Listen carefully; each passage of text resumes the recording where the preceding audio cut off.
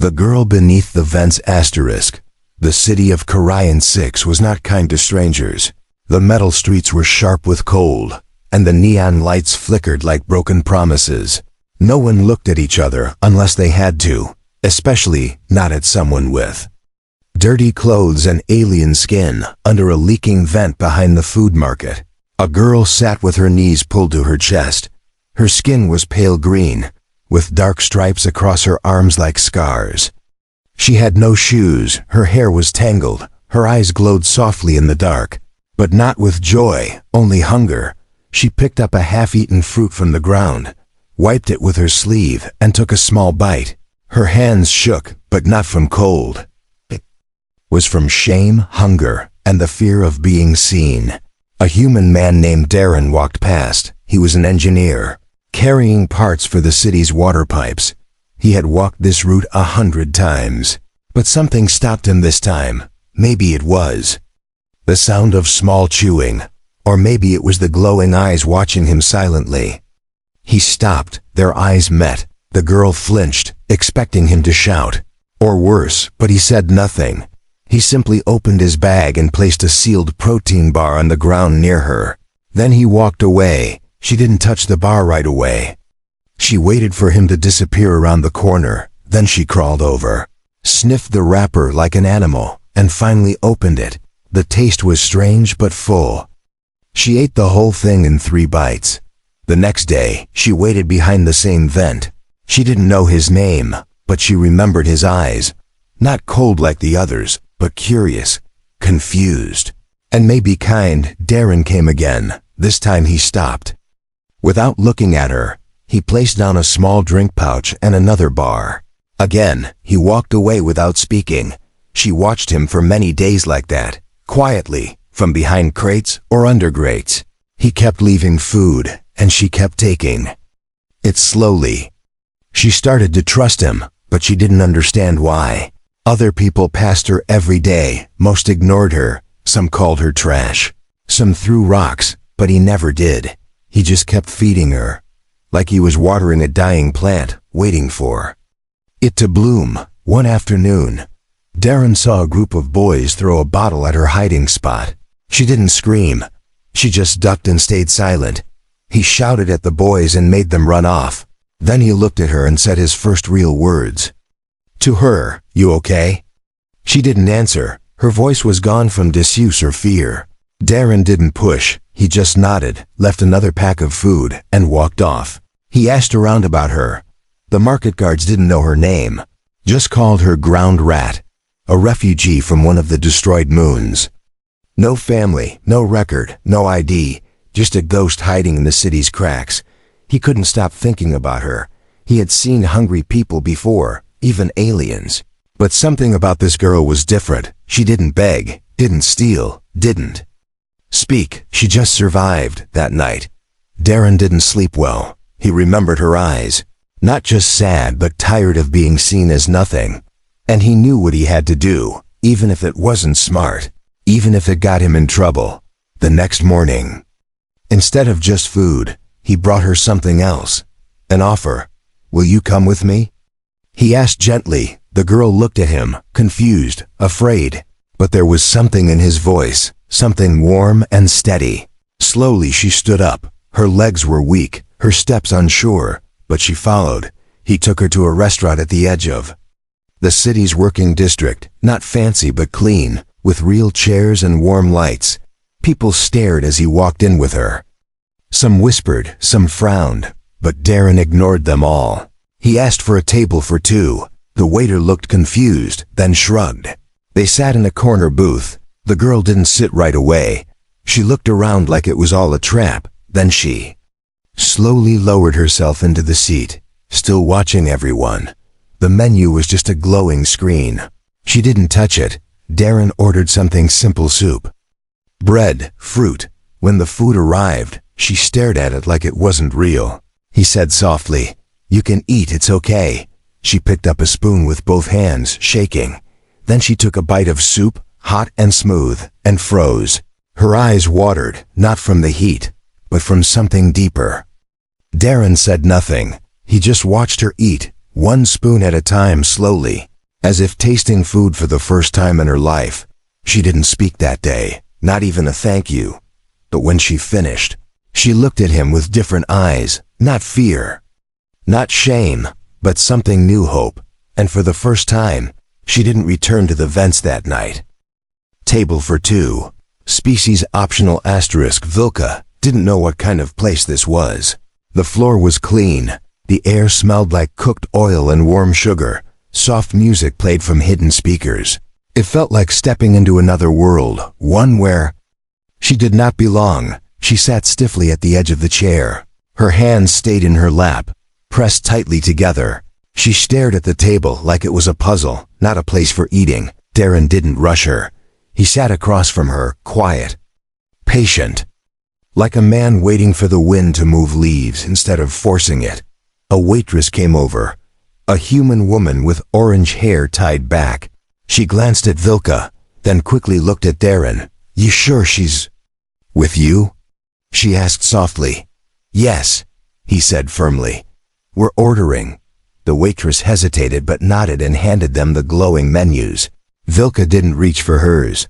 Her eyes kept moving around the room, watching people laugh, chew, drink, as if eating like this was normal. She didn't understand how they could sit so easy, so clean. While she had spent months chewing crumbs off steel, Darren noticed her silence. "Pick anything," he said gently. "They'll make it fresh. Just point if you don't know the words." She blinked slowly, then leaned forward. Her finger hovered over a picture of something round and yellow. She pressed it, then quickly leaned back. As if she had done something wrong, he smiled. "Good choice, you'll like it." When the food came, it was too bright, too warm, too perfect. Her nose twitched from the smell. Her stomach groaned like an angry beast. Darren picked up his fork and began eating slowly, letting her see how it was. "Done," she copied him, but awkwardly. Her hands didn't know what to do with metal tools. Still, she managed, bite by bite.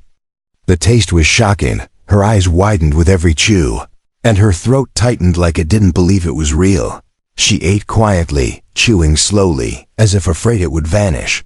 When she looked up again, Darren was still watching her. Judging, not laughing, just there. "Thank you," she whispered. Her voice was scratchy, barely a breath, but it was the first time she spoke to him. He nodded. "You're welcome." After the meal, they sat in silence for a while. She didn't ask for more, didn't even ask to stay. But when Darren stood to leave, she stood with him, outside. The night air was cold again. She rubbed her arms and looked up at the sky. "Why?" she asked him. "Why me?"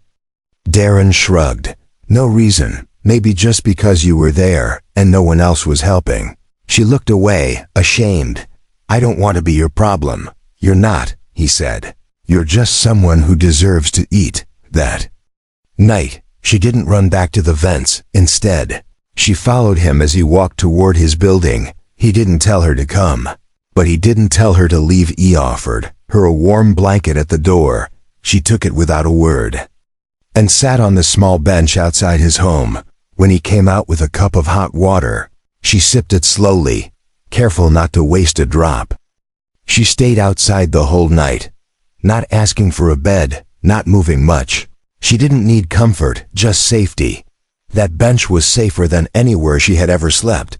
By morning, Darren found her still sitting there, awake, eyes watching the rising sun. "You should come inside next time," he said. "You'll get sick out here." She shook her head. "Not ready." He didn't push. He just brought her a small breakfast and sat beside her while the city came alive again.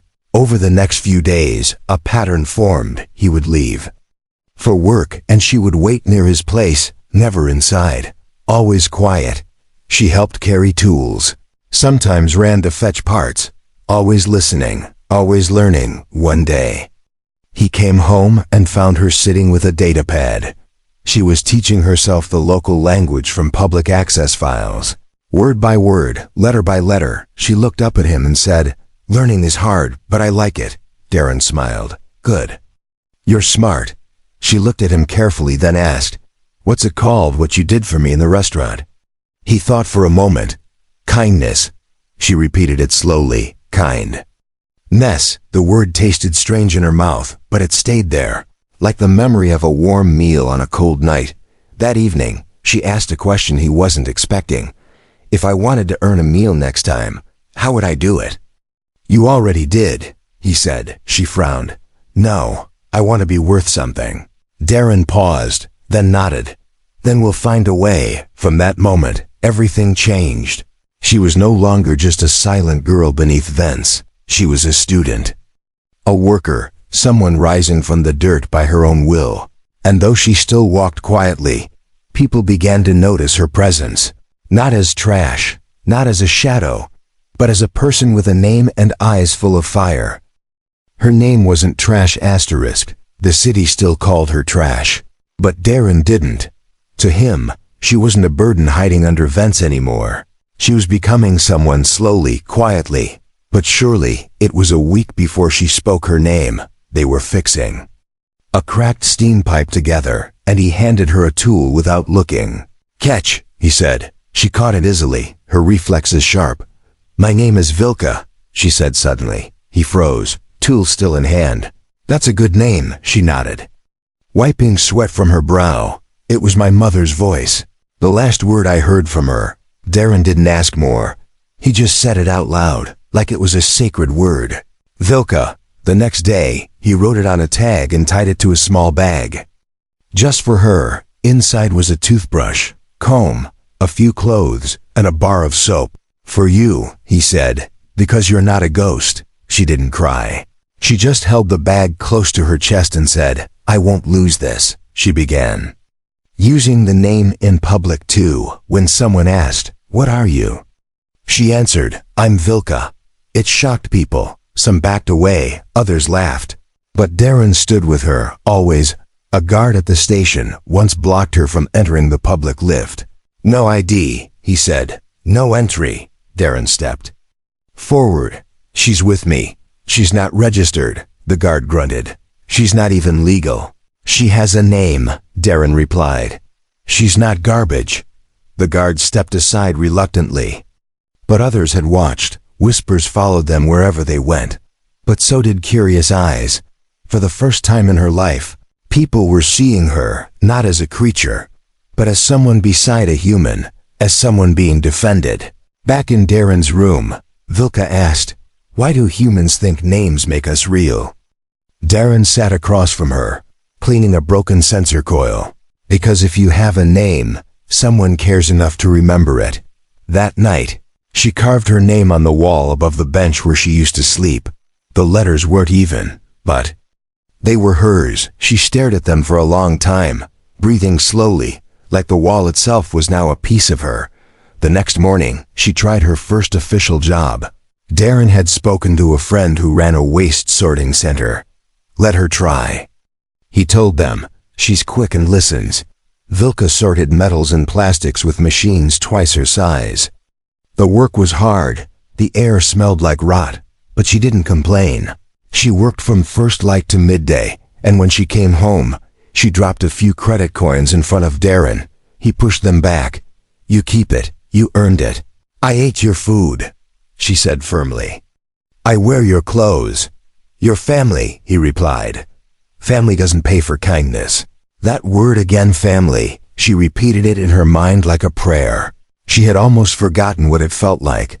Now she tasted it again in Darren's voice. She began reading more. The datapad became her favorite thing. She asked questions, big ones like, why are aliens banned from schools? And what does freedom mean? Darren never gave easy answers, but he always answered honestly. One day she asked, can I go to school too? He looked at her, surprised. You want to? I want to know more than trash and tools, she said. I want to be smart like you. He smiled. Then we'll find a way. But it wasn't that simple. Refugee children weren't allowed in colony schools without a sponsor ID. And even then, they had to pass tests in human language and history subjects Vilka had never been taught. Still, she studied every night, even when tired. Even when her hands hurt from work. Darren helped when he could, pointing out mistakes, reading aloud, testing her. Then one evening, Darren came back with papers in hand. I filed. Something, he said. A request for your sponsorship. Vilka stared at him, heart pounding. Is that allowed? Barely, he said. But I don't care. You deserve to learn like everyone else. Tears filled her eyes, not from sadness, but from something new, something she hadn't dared to feel in years. Belonging. The next day, she wrote her full name at the bottom of the form, Vilka no Code Refugee. That was how the world saw her, but it wasn't how she saw herself anymore. Now she was a student, a helper, a girl with a purpose. And when she walked back into that same restaurant where she once shook in fear, she lifted her head high and said, I'm Vilka, table for two. The waitress remembered her, paused for a second, then smiled and led her to a booth. Darren arrived a minute later, smiling as he sat across from her.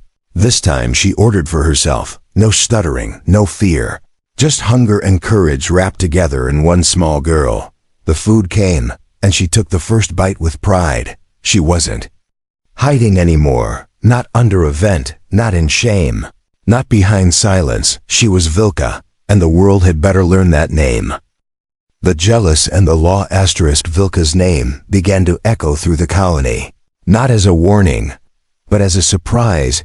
An alien girl who used to eat off the ground was now sitting in restaurants, reading books, and walking beside a human like she belonged. Some people nodded in silent respect. Others whispered behind her back. But some, the ones who hated change, grew angry. Darren knew it would happen. Kindness always attracted fire in places ruled by fear. Still, he didn't care. Not when he saw how far Vilka had come. But one evening, trouble arrived wearing a badge and a bitter face. Officer Grawl, an old lawman who didn't believe in aliens having names, waited outside the maintenance tower where Darren worked. Vilka was carrying spare fuses when Grawl stopped her. His boots blocked her path like a wall. Refugees don't carry tools, he said. Where's your permit? I work here, she answered calmly. With Engineer Darren. Grawl sneered. You don't belong in this district. You've got no ID chip. You're still nothing. She didn't flinch. My name is Vilka, and I am not nothing. Before Grawl could respond, Darren arrived. Is there a problem? She's in a restricted zone, Grawl replied.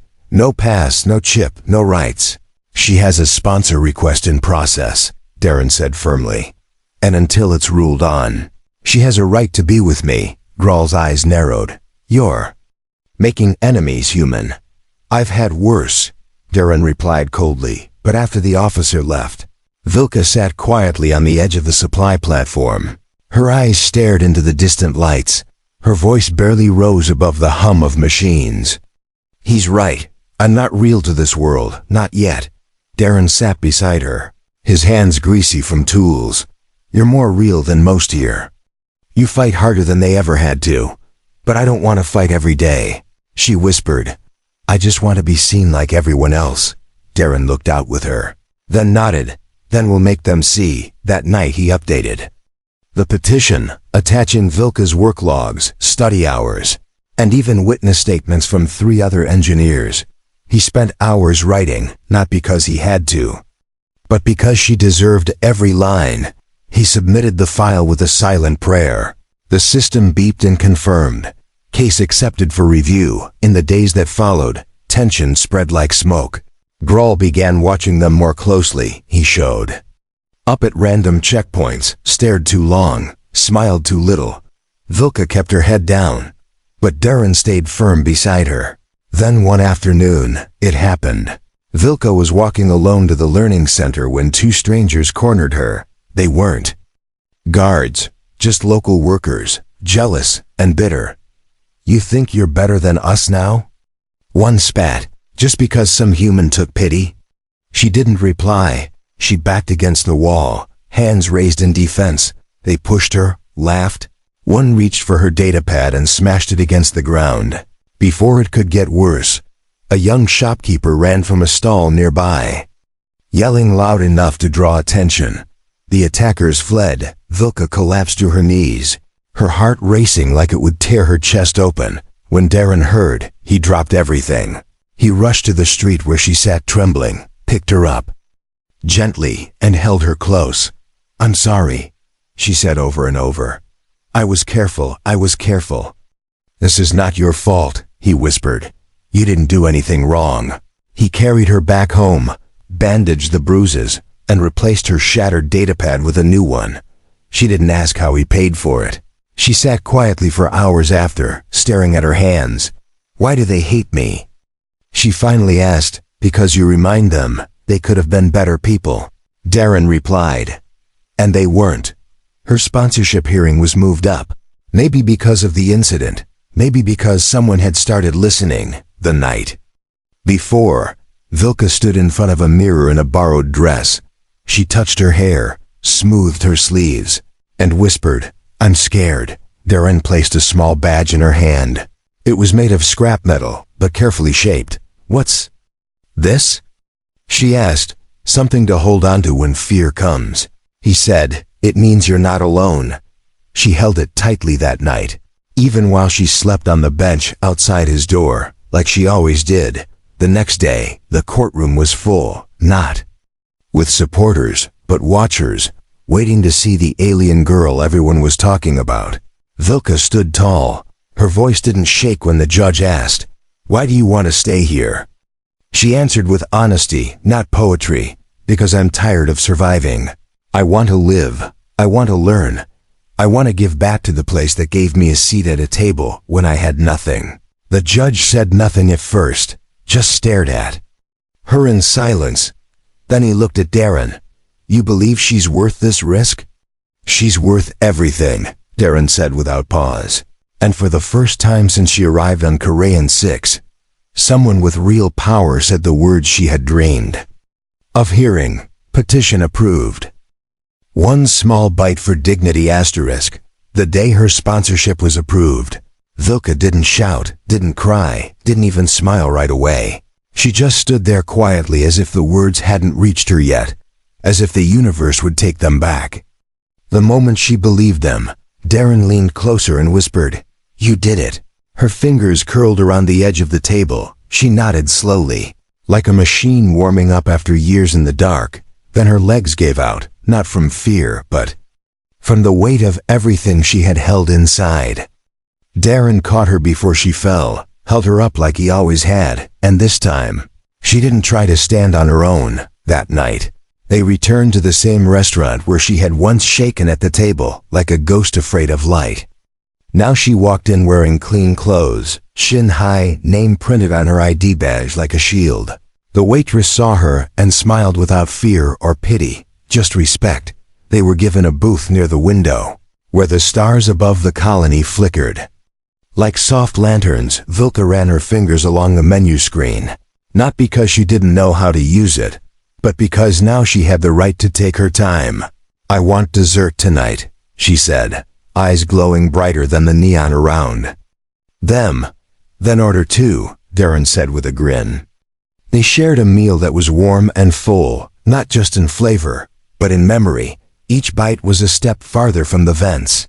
Each spoonful of soup was a goodbye to the hunger she had lived with for so long. People noticed them, not with scorn, but with quiet surprise. A few even nodded in greeting. It wasn't much, but to Vilka, it felt like the whole city had tilted slightly in her direction. When the dessert came, something soft, sweet, and glowing purple, she paused before tasting it. She looked at Darren and said, "I used to eat off metal floors. I used to chew garbage. I remember," he said softly. She took a slow bite, closed her eyes and whispered, "This tastes like victory." After the meal, she stood in front of the payment counter, pulled out a small cloth pouch, and poured a handful of earned credits onto the surface. The cashier looked surprised. "You're paying for both?" "Yes," she replied. "This time I choose to give." She walked out of the restaurant feeling taller, not in body, but in spirit. The air didn't feel as heavy anymore.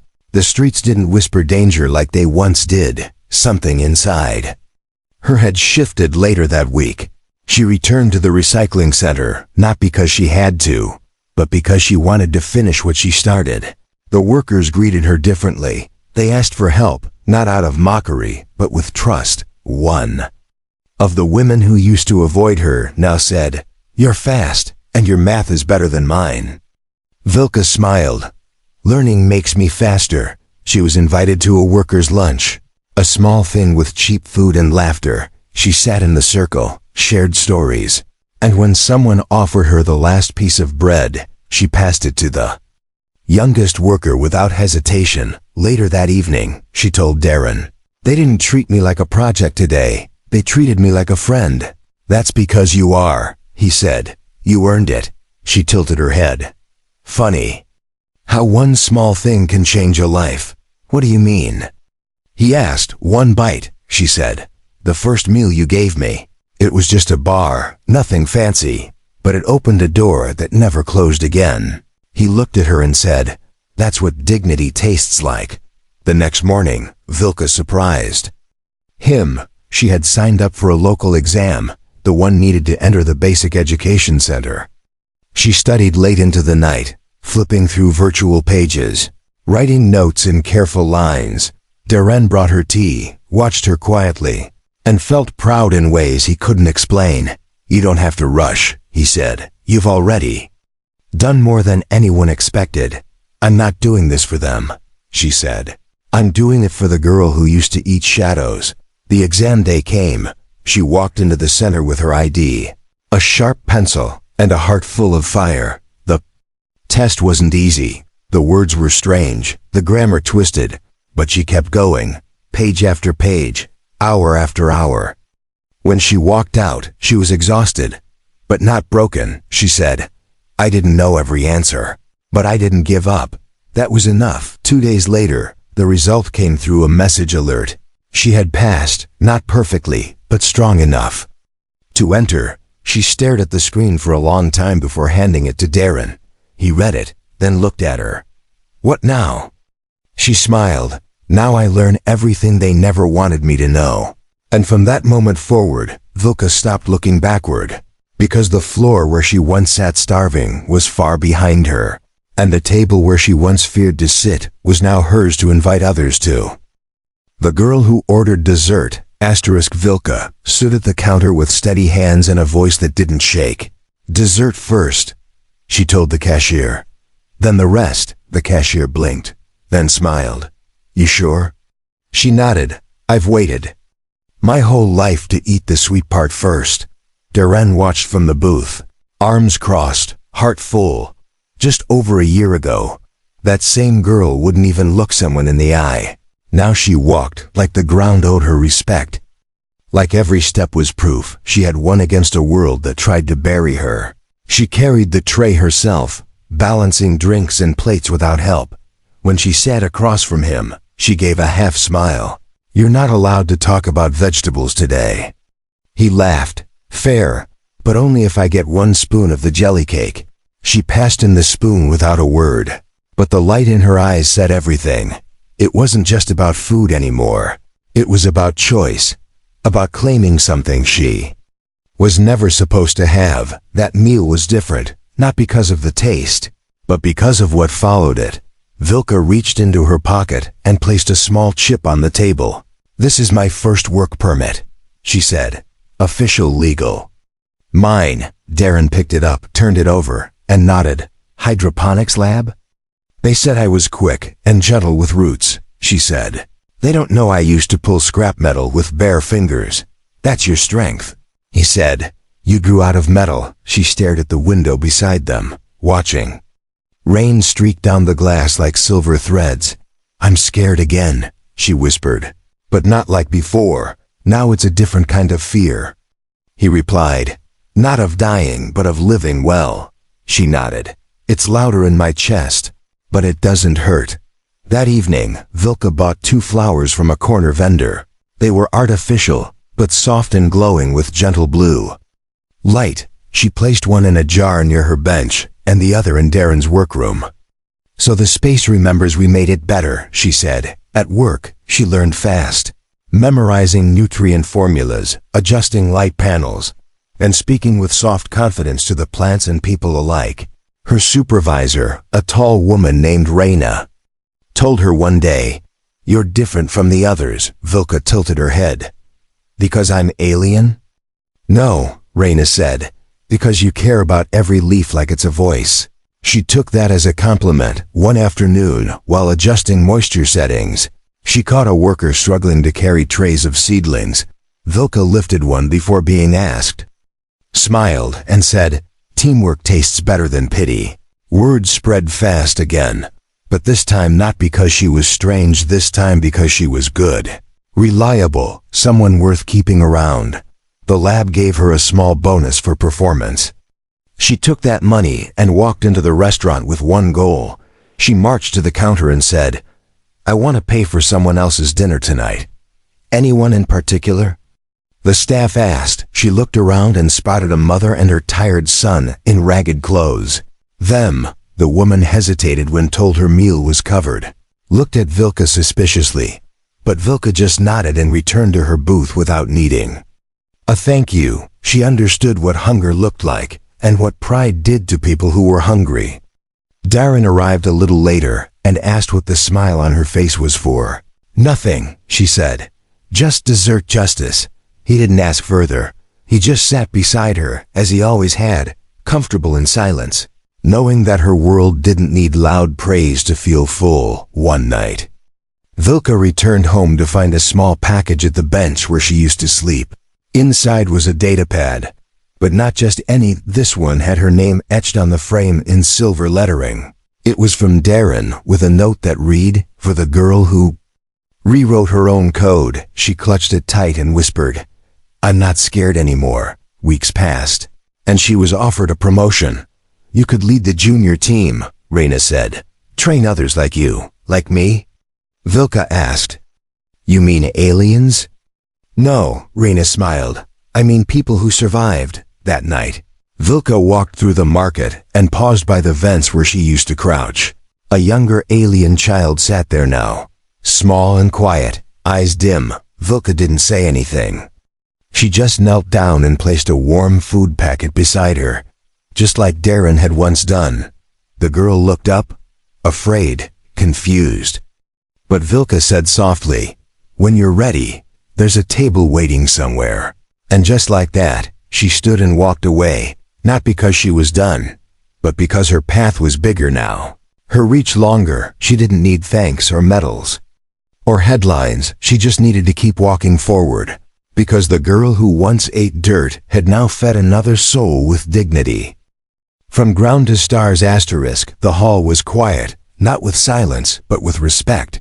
Hundreds of eyes watched the stage, but one pair stood out to her. Darren's, sitting in the front row, aged but steady, just like the first time he saw her behind the trash vents. Vilka stepped up to the podium.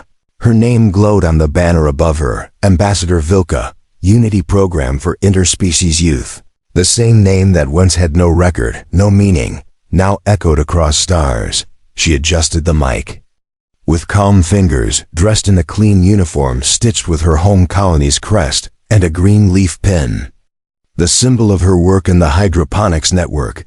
Behind her, flags from over 30 alien settlements waved slowly in the soft air. Once divided, now partners. She looked over the audience and smiled gently.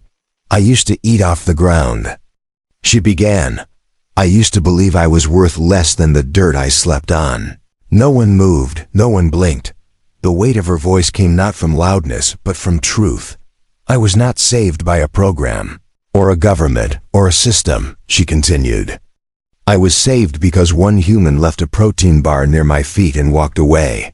Not asking for anything." She paused, her eyes finding Darren again. He gave a small nod, and her breath steadied. "From that act, a door opened," she said. "And once it did, I refused to close it again, not for me, and not for others like me." The room filled with quiet power, whispers of awe but no disbelief, because they had read her story. They had followed her rise from scavenger to citizen to advocate. Outside the building, a statue stood. It was simple, a metal bench with a girl's name etched above it. Flowers were placed there by strangers every day, and sometimes snacks for those still hungry. After the ceremony, reporters flooded the stairs, asking questions about new refugee programs, education plans, future policy. Vilka answered each with calm purpose, but her eyes kept drifting to the older man waiting just beyond the lights. When the crowd thinned, she walked toward him, her pace quickening as she reached him.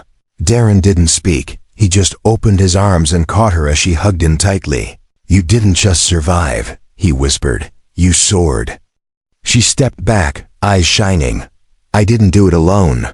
They sat together on a garden bench behind the hall, trees blooming with soft-colored leaves imported from 4 worlds. She handed him a wrapped box. "Open it," he chuckled. "You're spoiling me again." Inside was a carved nameplate. Darren, first table giver. His eyes watered. "You remembered." "I never forgot," she said. "That chair, that table, it wasn't wood and metal. It was a promise." From that day, Vilka didn't slow down. She visited young refugee camps across distant systems, told her story not as a hero but as a reminder. She built learning centers, designed city shelters that included benches where children could sleep safely without shame. One small girl from the outer vents of Carian 6 had become the voice of the unheard, not through speeches, but through actions that echoed in every life she touched. She hired alien teens rejected by corporate cities, gave them uniforms, gave them purpose, taught them how to grow food, how to listen, how to lead. And when people asked what made her work different, she answered with one line, "Because I remember what hunger sounds like." On her 30th birthday, she returned to the old city district. The restaurant where it all started was still there, newly painted but familiar. She reserved a table for 2, just like before, and waited. Darren arrived late, walking with a cane now, his hair gray, but his smile the same. She stood as he approached. "Still remembering our tradition?" He asked. "I never left it," she said, "even when I left the planet." They ordered jelly cake again, both laughing at the memory of their first dessert. When it arrived, Vilka placed a small plate to the side. "For someone who hasn't been invited yet," she said. Later that night, as she walked past the vents, she saw a young alien boy watching her from the shadows. She stopped, pulled a sealed snack from her coat, and placed it near the pipe. Their eyes met for just a moment, his filled with confusion and curiosity. She didn't say a word, just nodded once and walked away. Her story was now his doorway. From ground to stars, she had risen not because of what the world gave her, but because one human chose not to look away. And now, she refused to look away from anyone else, because dignity, once shared, becomes a light no shadow can swallow.